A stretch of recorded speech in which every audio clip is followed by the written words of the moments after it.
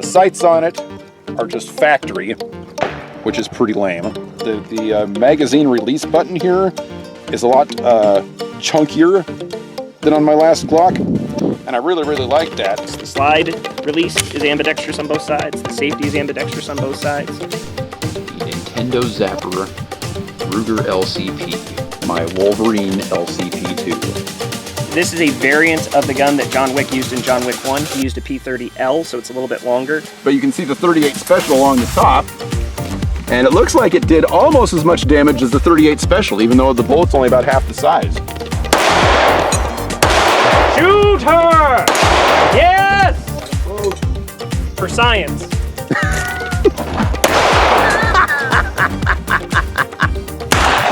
Oh!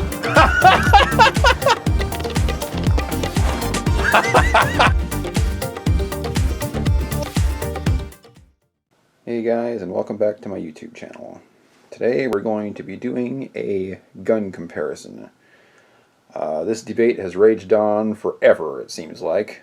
Which is better, the Glock 17 or the Beretta 92FS? There is no doubt that both of these are very good guns. Both of them are accurate. Both of them are very reliable. Is one better than the other? Well, I don't know. In my opinion, it comes down to a preference thing. So in this video, we're basically just going to be discussing the differences between these two guns and the pros and cons of each. This is my Glock 17. It has been my duty gun for 11 years. It has never misfired, and it is pretty accurate. Not quite as accurate as I like, but maybe that's just because I'm not as good a shot at it with it as I would like to be. But I honestly have very little negativity to say about this gun. It's been great. Oh, one other thing. As far as price point, both of these guns cost about the same. This one, the Beretta 92FS, this was my very first gun back in 1998. And I mean, what can you say about this gun? Lethal Weapon and Die Hard. It doesn't get much more awesome than that. It's also been in The Matrix and every John Woo movie that's ever been made, as far as I know.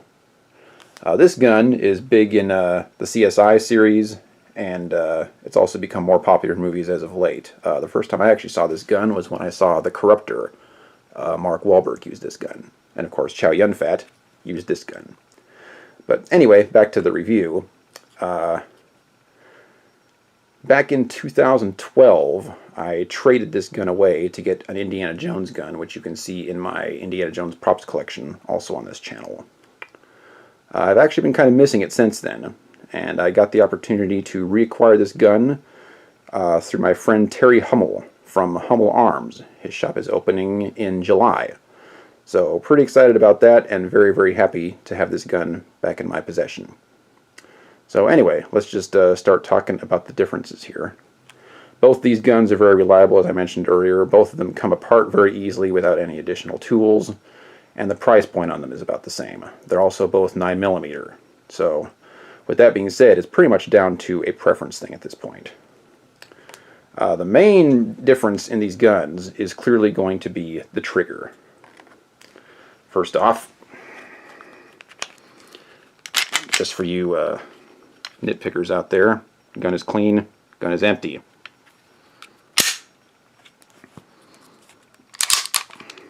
Gun is clean, gun is empty.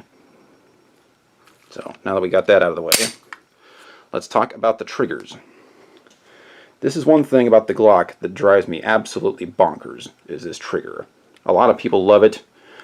I'm not one of them. The only safety that this gun has is this itty-bitty little tab right here in the middle of the trigger.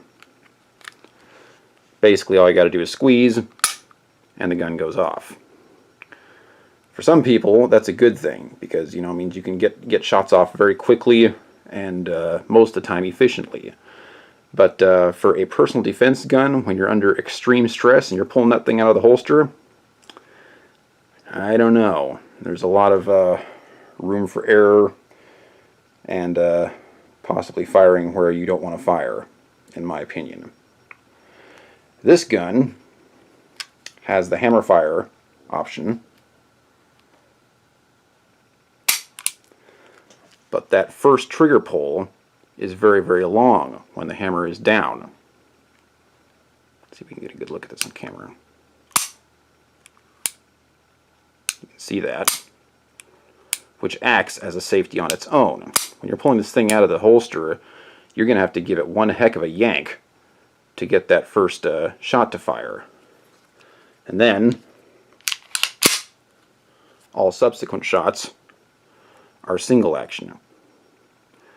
Now, even though that's a good thing, in my opinion, as far as a safety feature, a lot of people aren't going to like that, because that first shot is going to be much more difficult to fire than the subsequent shots. So you're going to pull this thing out, it's ready to go, and you're really going to have to squeeze. So that is the downfall of the safety feature. It also has this safety up here. In my personal opinion, I would not recommend using that, simply because when you pull that out of your holster, that's one more thing that you're going to have to remember before you can pull that trigger. And I think a lot of people, like I said, under extreme duress, are going to forget to flip that switch, and then they're going to be left with a dead gun. There's also this decocking action, which is really weird on this gun. When the hammer is back and it's ready to fire, you can simply hit the safety switch and it decocks it. Now if you've got a live round in there and you're wanting to put the safety on, that hammer falling down after you hit that safety just makes me nervous. So I am probably never going to use that feature on this gun, but again, some people like it. I am not one of them. Now, let's take a peek at the size comparison here. I already mentioned that the Beretta is a little bit heavier. It's also a little bit thicker, as you can see here. And the sights, even though the Glock is a little bit shorter, are actually in the same position, pretty much. So that's one thing that the Glock has going for it. It's a little bit smaller, it's a little bit lighter, and the sights are the same distance away, meaning theoretically you should be able to shoot these guns with equal accuracy if you're good at shooting both of them. Oh, that being said, Glock 17 holds 17 rounds, plus one in the chamber. The Beretta, out of the manufacturer, holds 15, which I would consider a minus. Also, when I had this gun before, that was back in the day when you weren't allowed to have more than 10 rounds in a gun, which drove me nuts. I wanted my 15 rounds. So I went and got some aftermarket magazines, which were really bad at the time. We're talking the 90s here, when aftermarket stuff for firearms was not very good.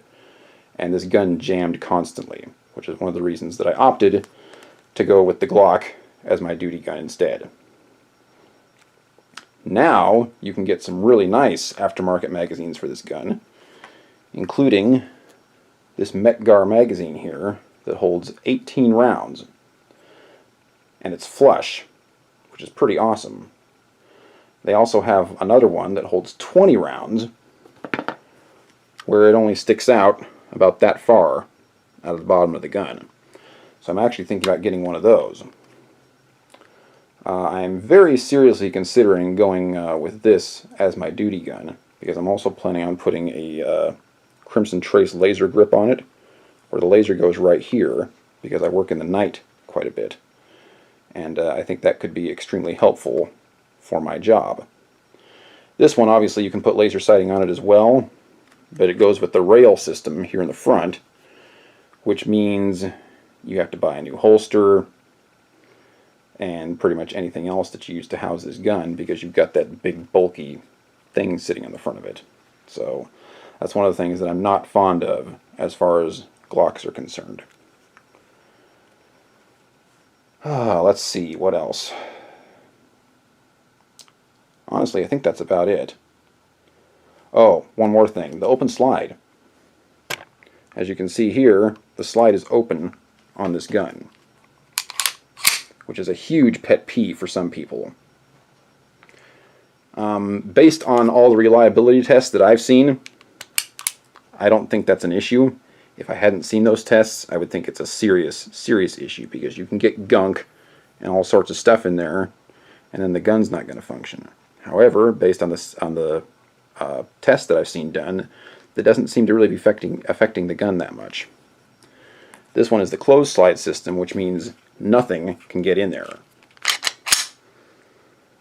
So there is that added security feature for those that are considering it. And when I talk to people about the Glock versus the Beretta, that's one of the first things they mention is the open slide. It just drives them nuts. So just one more thing to think about. Which one of these guns do I think is better? I honestly don't know. But based on my past experience with the Beretta and how much it jammed way back in the day, I do not feel comfortable trusting my life to this gun at this point based on that assumption alone. Now again, this is a different gun.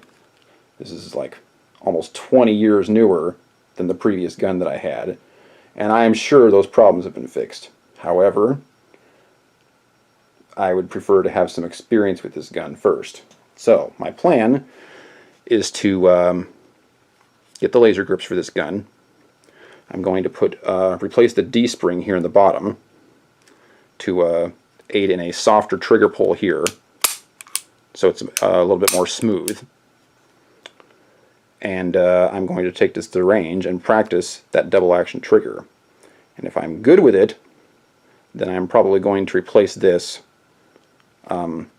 replace the Glock with this one as my new duty gun. So time will tell. I'm planning on taking both of these guns to the range here pretty soon and shooting both of them just to see which one I like better, which one I can shoot more accurately, and those sorts of things. I'm hoping to get that on video and stick it here on the channel so that you guys can watch it too, but it's really going to depend on how many people are at the range, how noisy it is, whether I'm allowed to shoot video, all those sorts of things. So anyway, that's a basic comparison of the Glock 17 versus the Beretta 92FS. Hope you've enjoyed this video, and I'll see you next time.